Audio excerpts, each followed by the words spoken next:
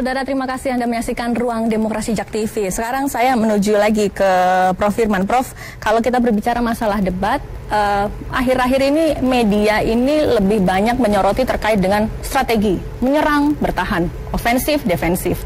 Orang seperti kehilangan esensi debat. Isinya apa? Tapi hanya berbicara, wah Pak Jokowi kenapa sekarang menyerang? Pak Prabowo lebih kalem dan lain sebagainya. Kenapa seperti itu? Dan apakah memang kita bisa mendapatkan esensi yang cukup bermutu dengan debat malam ini? Iya, tentu saja tidak. Kalau memang itu ukurannya ya. Nah, ini kembali kepada kapasitas individu dan juga tim pemenangan sebetulnya di dalam menyusun visi misi dan juga bagaimana mereka harus menyampaikan itu masyarakat. Kalau menurut Anda, apakah sekarang visi misi itu sudah clear masuk ke rakyat Indonesia atau kita masih berdebat di permukaan begitu? Sebetulnya kalau kita lihat visi misi itu sudah cukup menggambarkan apa yang ingin dilakukan oleh masing-masing kandidat. Hanya saja bagaimana baik Pak Jokowi maupun Pak Prabowo mendeliver itu ke masyarakat, saya kira ini memang saya melihat ada kesulitan begitu ya. Kenapa, Prof? Kesulitannya ya, karena mungkin karakter mereka masing-masing yang memang tidak terbiasa untuk berdebat seperti ini. Kalau kita mengaca pada debat pertama ya, itu memang diberikan waktu sangat sedikit dengan pertanyaan yang cukup berat gitu ya. Sehingga mau tidak mau pilihan-pilihan yang kemudian diambil itu memang harus bersifat singkat begitu ya. Nah, ini justru menjawabkan kelemahan. Dan ini kemudian nampaknya ditangkap oleh KPU sehingga saat ini diberikan ruang lebih luas.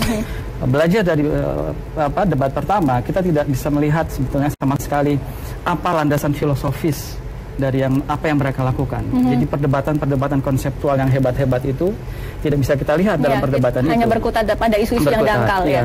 Dan kemudian sedikit gimmick ya, kemudian tapi di sisi lain ketika yang bicara konkret pun tidak terlihat juga. Jadi memang mengambang gitu. Nah, apakah ketika kita berbicara masalah konkret, tema itu, substansi itu dimakan oleh masyarakat?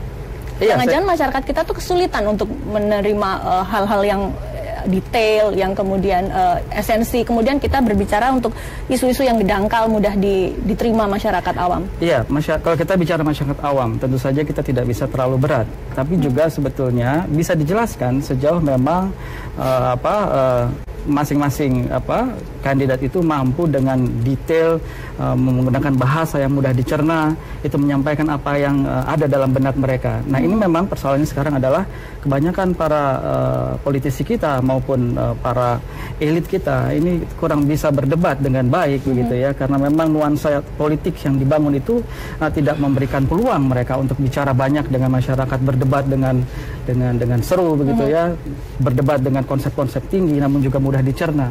Nah, ini kebanyakan memang politisi kita mendekati masyarakat dengan cara-cara praktis tanpa harus banyak bicara. Efeknya adalah ketika mereka harus berdebat, ini kelihatan sangat membingungkan justru dan tidak mengena apa yang sebetulnya ingin disampaikan kepada masyarakat. Mas Arya sepakat dengan apa yang disampaikan oleh Prof. Firman?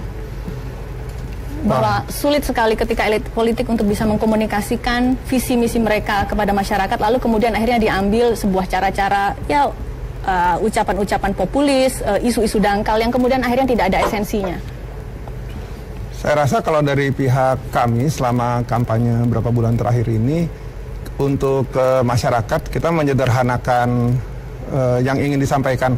Kita fokus ke ekonomi, yaitu apabila terpilih lapangan kerja akan lebih banyak dan harga-harga kebutuhan sehari-hari akan lebih terjangkau.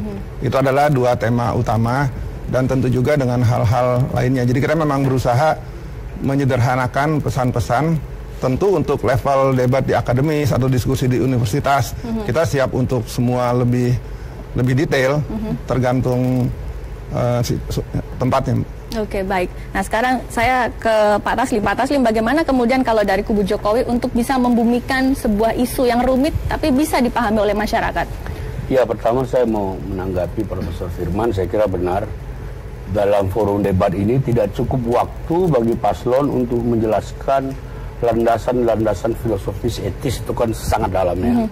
Dan itu barangkali juga tidak merupakan prioritas pengetahuan buat masyarakat. Masyarakat kita sekarang ini kan ingin bukti to the point aja, deliver apa yang nyata. Dan kalau pada sesi itu saya kira Pak Jokowi jagonya. Mengapa? Pak Jokowi itu sudah terbiasa berhadapan dengan rakyat, mulai dari kepemimpinan yang paling bawah. Beliau juga akan berbicara tentang capaian-capaian dengan contoh-contoh konkret. Jadi sekali lagi saya katakan malam ini kita optimis dalam perspektif masyarakat. Pak Jokowi akan leading karena beliau akan berbicara dalam bahasa-bahasa yang dipahami oleh rakyat. Masyarakat kita ini dengan pendidikan yang begitu bervariasi memang menginginkan fakta-fakta yang terukur. Kalau dalam bahasa orang Minang, kalau saya terjemahkan, kira-kira malam ini Pak Jokowi sudah melakukan sebelum orang lain memikirkan. Kira-kira seperti itu. Ya, moto semen Padang kan begitu. Kami telah melakukan sebelum orang lain memikirkan. Nah, dan kita memang mendorong Pak Jokowi untuk, karena ini banyak aspek teknis, untuk mengungkapkan capaian-capaian teknis, dan ini akan menjadi landasan bagaimana Indonesia ke depan. Jadi sekali lagi saya bilang, dengan metode debat yang lebih leluasa, tidak dalam tanda petik tersandera oleh kisi-kisi, Pak Jokowi akan lebih rileks dan akan lebih komunikatif, dan ini pendidikan rakyat yang paling penting menurut saya dari 4 sesi ini, dari 4 sesi kampanye. Sesi kedua ini penting sekali buat rakyat. Saya juga setuju tadi KPU menghimbau supaya masyarakat rame-rame menyaksikan. Mudah-mudahan setelah debat ini, kalau besok disurvei, survei Pak Jokowi makin tinggi kan begitu. Oke, baik. Yang menarik saudara, ketika ada debat pilpres dengan antara calon presiden maupun dengan wakil presiden, rupanya menguasai pertanyaan, menguasai jawaban dengan baik bukan hanya kunci untuk memenangi debat, karena rupanya ada juga strategi-strategi yang dimainkan. Seperti pada saat debat pertama, saya sempat membaca sebuah media bahwa tim kampanye Pak Prabowo mengatakan, Pak, jangan menyerang, karena biasanya kalau Bapak menyerang nanti simpati tidak akan hadir ke kubu kita, justru Anda harus lebih baik legowo.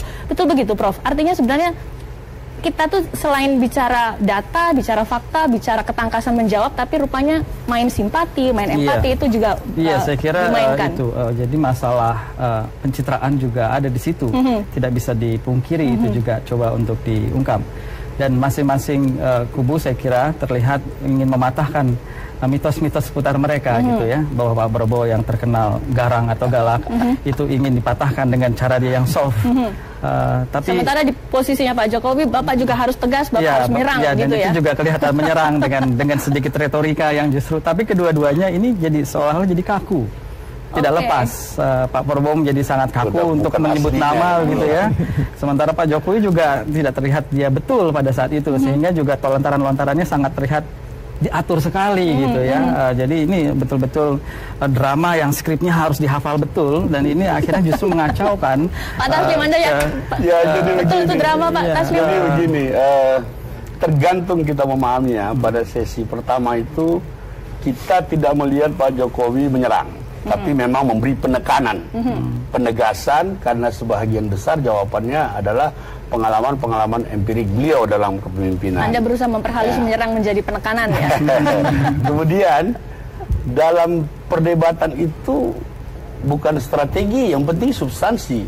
Pesan-pesan yang disampaikan oleh paslon itu sampai tidak ke masyarakat. Lalu itu menjadi pegangan masyarakat, menjadi acuan masyarakat untuk melakukan pilihan dalam pencoblosan. Jadi debat-debat ini dari sesi ke sesi betul-betul menjadi pendidikan politik yang sangat bermanfaat. Oleh karena itu saya katakan, debat harus diisi oleh pengalaman-pengalaman empirik. Debat harus diisi oleh data-data yang terukur. Kalau terminologi saja keliru kan kasihan rakyat. Kasihan rakyat kan memahami wakil presidennya yang terminologi hukumnya saja keliru. Itu kan berimbas kepada masyarakat bawah. Oke, Mas Arya, apakah betul memang sekarang malam ini tim kampanye juga sudah meminta ada strategi-strategi menyerang, defensif, atau mungkin lebih baik ofensif begitu untuk debat malam ini? Nah, saya rasa kita tidak fokus ke serang menyerang ya, karena ini bukan pertandingan bola. Jadi memang kita hanya mengingatkan ke diri sendiri. Kalau dipancing emosi yang di luar substansi ya nggak usah ditanggapi, hanya segitu aja. Pada kesempatan debat ini tadi Pak Taslim bilang bahwa mudah-mudahan habis ini survei naik. Saya berbeda pendapat dari situ. Betul. Karena memang udah lain pasti. Jadi gini, pada kesempatan ini kesempatan untuk Pak Prabowo menyampaikan langsung ke masyarakat bahwa 4 tahun 5 tahun terakhir itu banyak sekali hasil yang terjadi sebenarnya berbeda dengan yang dicitrakan. Misalkan di pangan, harga segala macam naik. Bisa lihat satu-satu, semua naik. Padahal kalau harga naik kayak gula, garam, beras, cabai naik, harusnya kan kalau konsumennya terbebani, produsennya harusnya seneng dong. Tapi dalam hal ini enggak. Produsennya juga enggak loh. Ya, okay. Petaninya harganya hancur. Di mana-mana, petani di mana-mana hancur. Itu kan sesuatu yang aneh. Kalau kita mau menguntungkan produsen, konsumen terbebani. Kalau menguntungkan konsumen, produsen terbebani. Cuman di sini dua-duanya kacau. Kenapa? Karena tidak ada kepastian harga. Bulog tidak berfungsi dan impor melimpah merajalela. Menteri satu, menteri lain beda. Satu bilang perlu, satu bilang enggak. Akhirnya impor dia impor. Petani susah, konsumen susah, yang untung pemburu rente. Dan itu banyak hal. Dan itu di semua sektor, nggak cuma pangan. Di semua sektor akan disampaikan bahwa banyak yang sebenarnya selama ini pencitraan itu sekarang ketahuan, kasarnya gitu. Jadi mudah-mudahan setelah ini surveinya naik, cuman yang sisi sini naik. Oke, baik. Mas Arya sudah memulai masuk dalam topik debat pada malam hari ini. Nggak nyerang, tapi kita mulai kupas nanti di segmen selanjutnya terkait dengan energi, kemudian sumber daya alam, lingkungan, dan juga infrastruktur. Tetap bersama kami, saudara, di JAK TV.